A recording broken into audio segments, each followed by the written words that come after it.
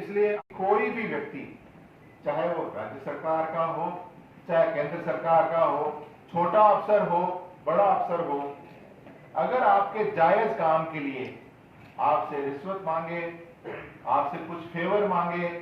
आपसे कोई चीज वस्तु मांगे, तो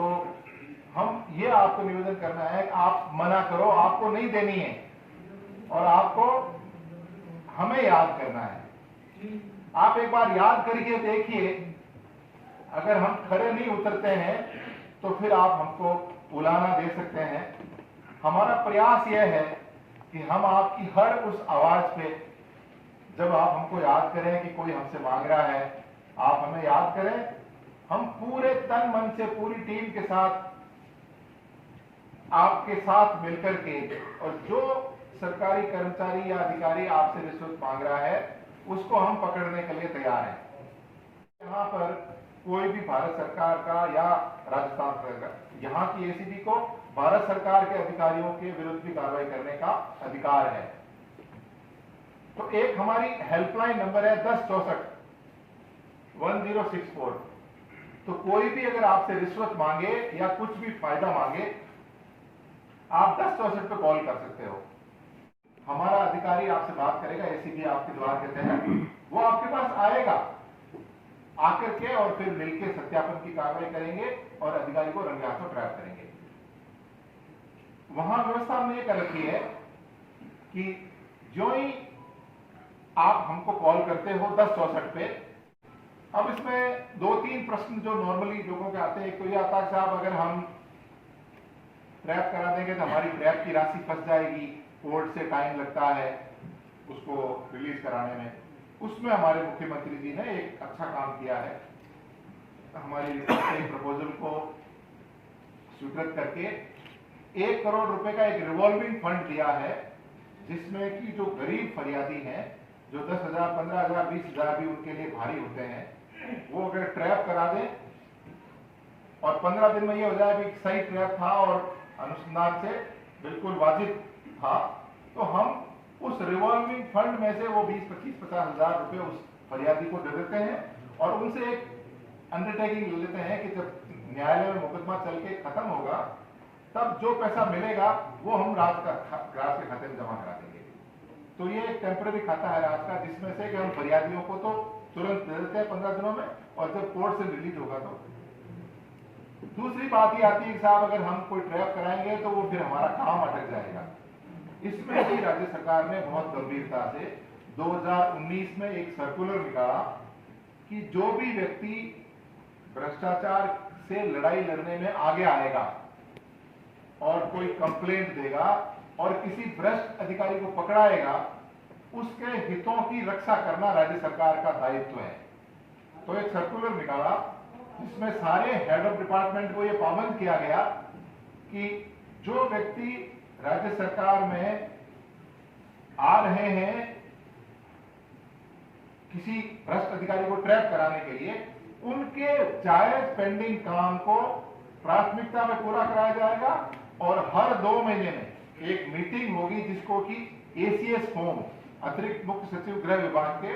वो उस मीटिंग को लेंगे और उन सब अधिकारियों को बुलाएंगे कि भाई हाँ, ये माइनिंग के इंजीनियर को इन्होंने पकड़ाया चित्तौड़ के फला साहब ने, तो इनका काम पेंडिंग है, इनकी एनओसी जारी नहीं हुई। तो फिर एसीएस होम वो सारा कागज देख कर उनको बोलते हैं कि इनका जायज काम है, इन्होंने भ्रष्ट आदमी को ट्रैप कराया था, आप 3 दिन में, 5 दिन में, 7 दिन में ये आप इसका निस्तारण करो। तो ऐसे बहुत सारे प्रकरणों का निस्तारण हो रहा है सटीक तरीके से, स्पष्ट तरीके से हमारे पास आकर के, और भ्रष्ट लोक सेवक को अरेस्ट करवाते हैं। हम उनके साथ अंतिम क्षण तक चट्टान की तरह खड़े होते हैं कि आप अपनी मेहनत की कमाई, जो आप कितनी मेहनत से कमाते हैं, कुछ भी, चाहे वो सरकारी कर्मचारी हो या चाहे कोई भी बिजनेस करने वाला हो, किसान हो, कोई दुकानदार हो, रुपया कमाने में मेहनत लगती है। उस मेहनत की कमाई को एकदम पॉकेट में किसी भ्रष्ट आदमी को क्यों देना,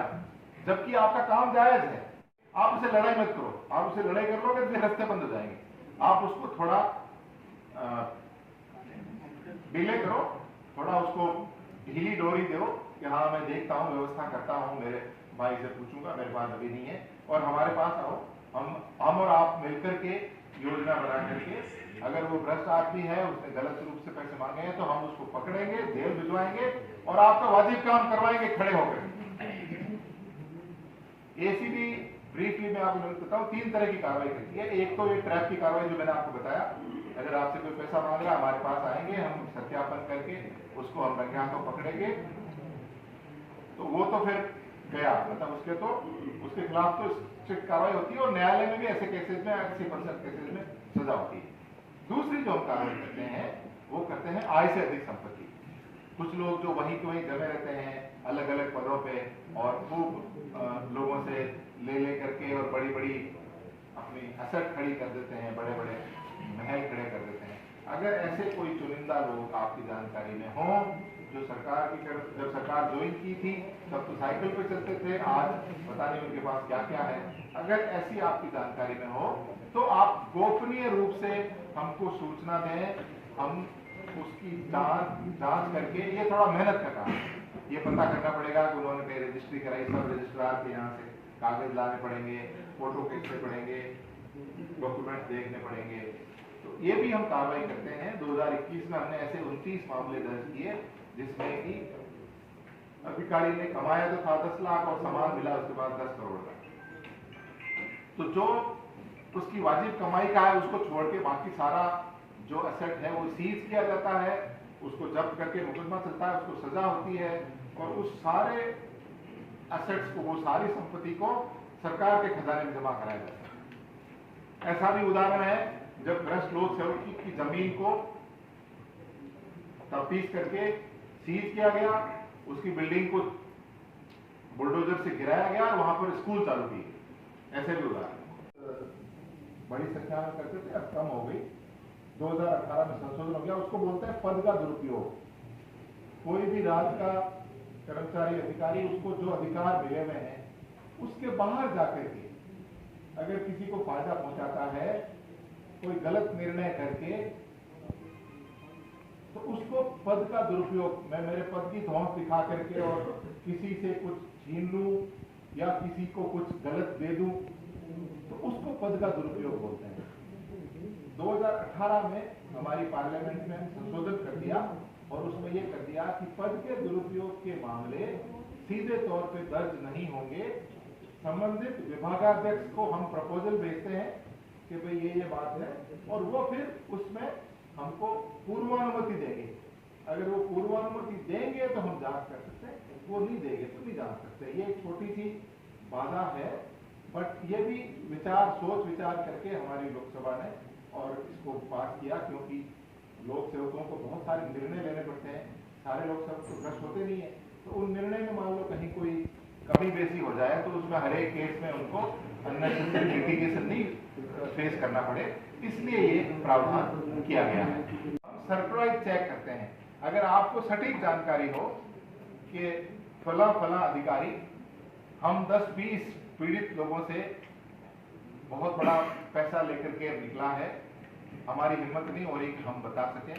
लेकिन एकदम स्पष्ट इसकी फला नंबर की गाड़ी में अभी 15 लाख मिल जाएंगे, ये अगर सूचना आपकी सही है और आप हमको बताते हैं, बताने का तरीका एक तो 1064 है, 1064 पे बता सकते हैं आप। एक हमारी व्हाट्सएप की हेल्पलाइन है, जो मेरे साथ जो अधिकारी रहता है वो उसको देखता है और वो तुरंत मुझे बताता है, फिर हम कार्रवाई करते हैं। आपने देखा होगा कल परसों एक बड़ी कार्रवाई हुई थी, वो भी इसी तरह से व्हाट्सएप की हेल्पलाइन पे हुई थी। उस व्हाट्सएप की हेल्पलाइन का नंबर है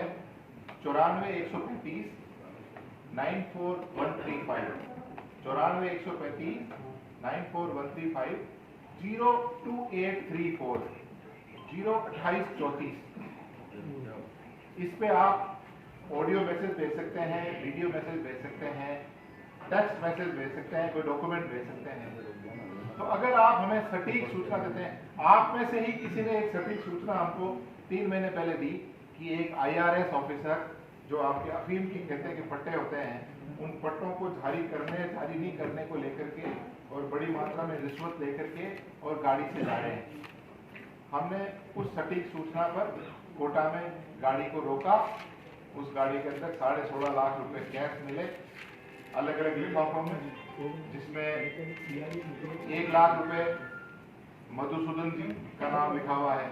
2 लाख रुपए अब्दुल सत्तार जी, यानी उन लोगों से लेके आया।